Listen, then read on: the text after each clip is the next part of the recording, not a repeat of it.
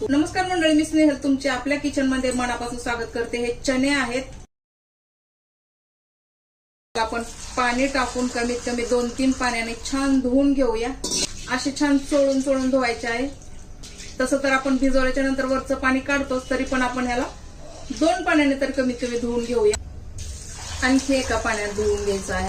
आपण यावरती पाणी टाकायचं आहे। कमीत कमी 2-3 इंच तरी पाणी राहायला हवं यामध्ये। एवढ्या पाण्यात आपण हे बघा मंडळी, चणे आपण रात्री भिजायला ठेवलेले सकाळी मी पाण्यातून काढून दिवसभरासाठी अशा चाळणमध्ये ठेवले होते। यामुळे काय झालं, हे छानपैकी मोड आलेले आहेत। कारण मोडाच्या वस्तू खाणे फार उपयोगी आहे आपल्या शरीरासाठी। आपण हे मोड न काढता पण करू शकतो, डायरेक्ट मोड काढण्याची आवश्यकता नाही, असंही करू शकतो। माझ्याकडे वेळ होता थोडासा, त्यासाठी तुम्हाला खास दाखवण्यासाठी मी हे मोड आणलेले आहेत। चला आता आपण पुढचं प्रोसेस करायचं आहे। यासाठी आपण हे डब्यामध्ये टाकून घ्यायचं।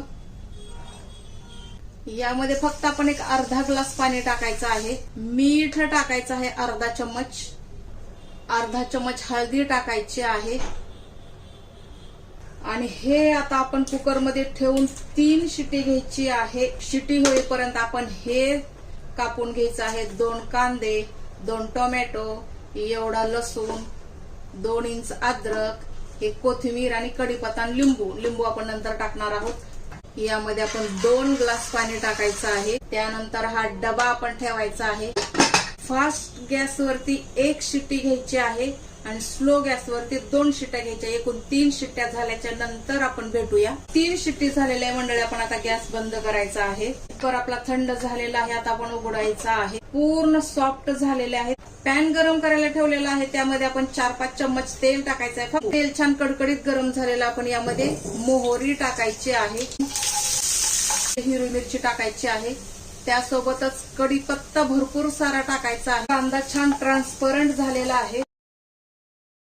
अद्रक लसूण आहे मंडळी, त्यासोबतच अर्धा चम्मच हळदी आहे, हे पण टाकायचं आहे। टोमॅटो सॉफ्ट होण्यासाठी थोडंसं मीठ, एखादा मिनिट झाकण लावून ठेवूया। यामुळे काय होईल की अद्रक लसूण आपला छान शिजला जाईल। एखादा मिनिट झालेला आहे मंडळी, आता आपण हे झाकण काढायचं आहे। टोमॅटो आणि अद्रक लसूण आपलं छान वाफलं गेलं आहे। आपले चणे यामध्ये टाकून घेऊया।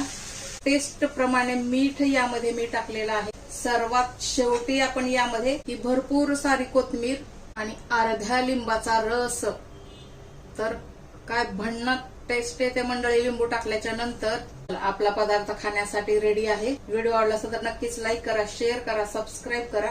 भेटू आपण पुढच्या रेसिपीसह।